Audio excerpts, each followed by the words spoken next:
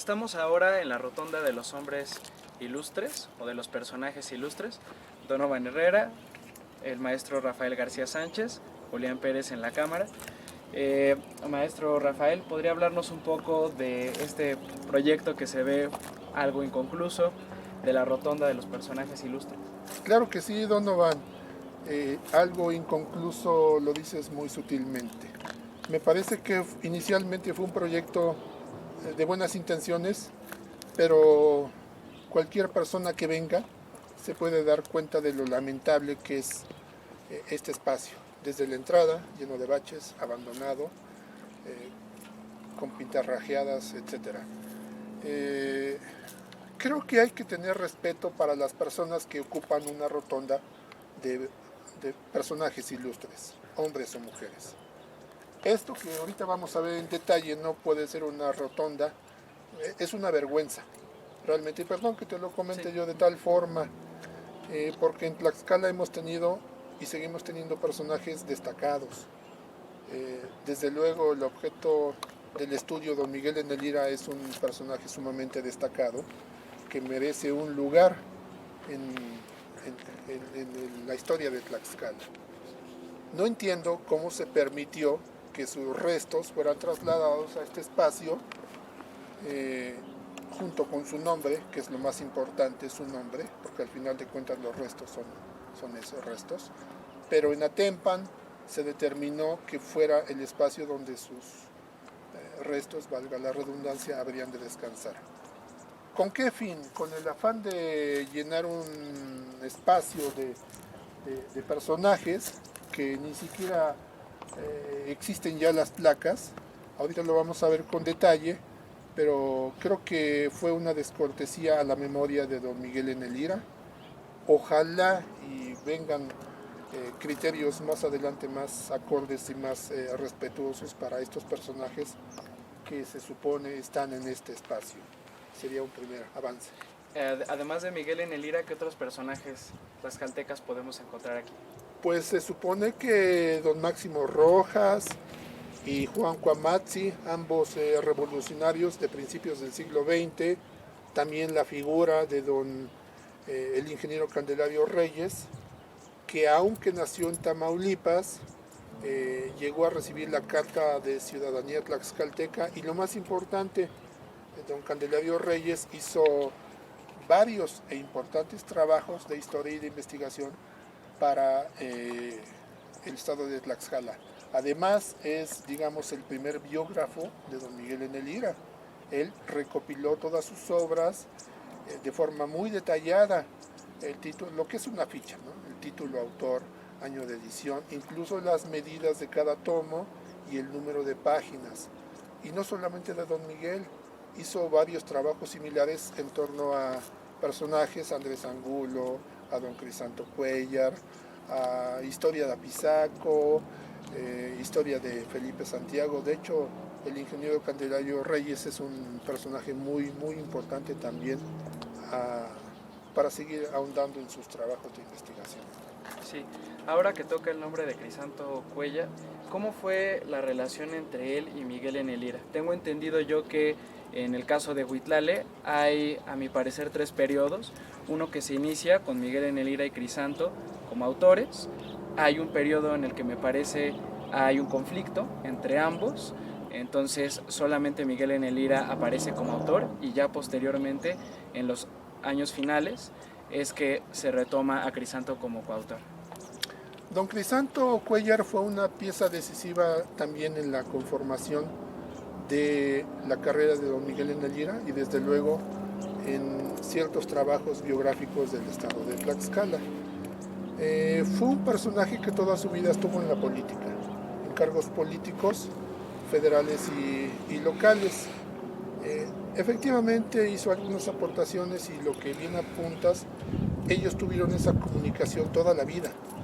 Desde que llegó el joven Miguel Enelira a la Ciudad de México, hubo esa comprensión, ese entendimiento, inquietud de don Miguel para otras cuestiones que don Crisanto lo fue canalizando, lo fue orientando. Ambos fueron creciendo intelectualmente y políticamente. sobre todo don Crisanto. Don Miguel estuvo más enfocado a sus libros, a su imprenta, a sus obras de teatro, etc. Hicieron en un momento dado trabajos conjuntamente, como la revista Huitlale, que iniciaron bien a puntas, una primera buena etapa de al menos 20 o 22 ejemplares de Huitlale conjuntamente.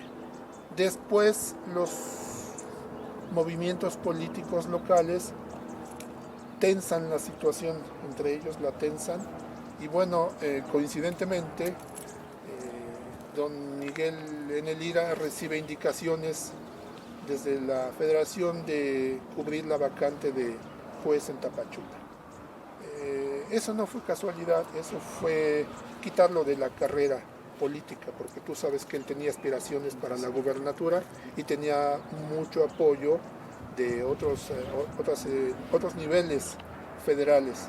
Entonces, lamentablemente, lo quitan de la carrera, pero también afectan su salud y su estado de ánimo, su cariño a la tierra natal, y eso le afecta más que la enfermedad física, ¿no?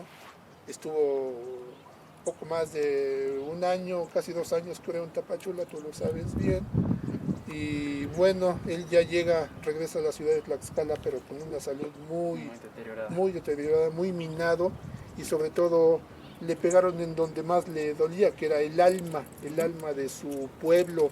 Lo alejaron de su familia, lo alejaron de su tierra, de su Malinche, y bueno, llegó muy cabizbajo y prácticamente llegó a fallecer únicamente.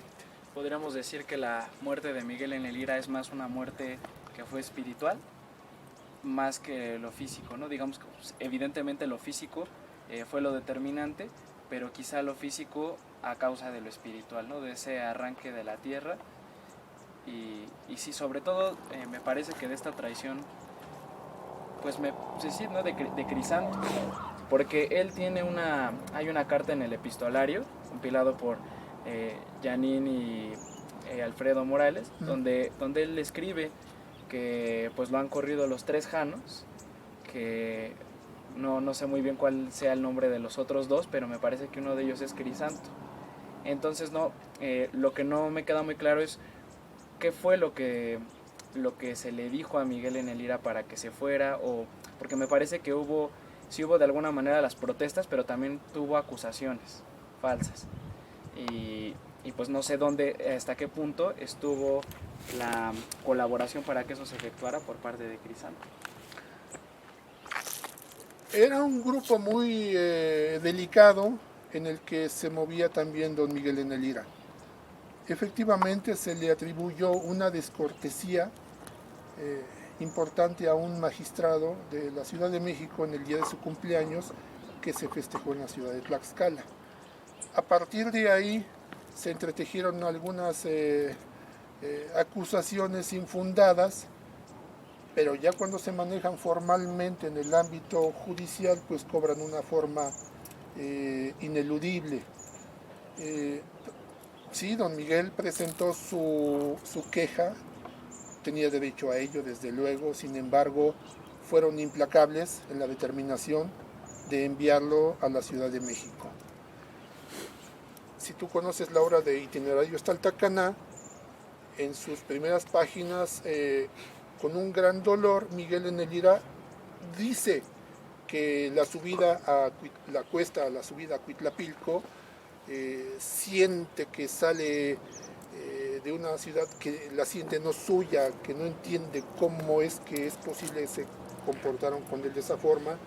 Los 12 ojos de los 3 janos me miran y me acosan, y algo así comienza su producción. Es muy cuidadoso al no decir fulano, sutano y mengano forman parte de los janos. Me parece que la gran mayoría de los estudiosos los conocen los nombres, o conocemos los nombres. Sin embargo, a veces por cuestiones de sutileza no decimos Rafael García, Donovan y Julián son los 3 janos. No. Son cosas que sucedieron. Crisanto Cuéllar fue un hombre hábil en muchos aspectos, y tal parece que, como bien lo apuntas, porque está plasmado en esa correspondencia de Janine y de Alfredo Morales. Y también hay otros documentos similares en donde, bueno, tal vez en esos momentos nadie tenía idea de lo importante que podían ser esos documentos, para bien o para mal. Yo creo que, te comento, don Crisanto Cuéllar es una figura que fue una figura de su momento, de su tiempo, de su momento político y de su educación y de su creencia. La historia en un momento dado juzgará con exactitud los nombres de esas personas que al final de cuentas, bueno, lograron su objetivo, pero no se dieron cuenta que estaban afectando muy lamentablemente la historia de la literatura de Tlaxcala en la persona de Miguel Eneguina. Sí, y que afortunadamente, al parecer por la revista Huitlale en sus últimos años, pues hubo una reconciliación, ¿no?, entre Crisanto y Lira, que pues eran amigos, y creo que después de todo lo sucedido fueron finalmente otra vez amigos, o al menos compañeros. Sí, así, don Crisanto Cuéllar Avaroa cuidó mucho las formas, en todos los aspectos, en el periodístico, en el literario, en el social, cuidó mucho las formas. Sí, efectivamente, se llegó el momento en que cada quien hizo su huitlale, aunque sean 2 ejemplares o 3 ejemplares, don Crisanto acá y don Miguel Enelira allá, en Tapachula. Pero creo que hubo esa capacidad de ambos, de los dos, para rectificar y para volver a unirse, que al final de cuentas estaban en la misma barca política, en la misma barca editorial, y pues creo que se antepuso la importancia, el cariño hacia Tlaxcala, que los intereses personales, ya sean políticos o editoriales. Bueno, pues muchas gracias por responder estas preguntas. Vamos A a la orden. revisar un poco de la rotonda y continuamos con más preguntas. Gracias. Sí.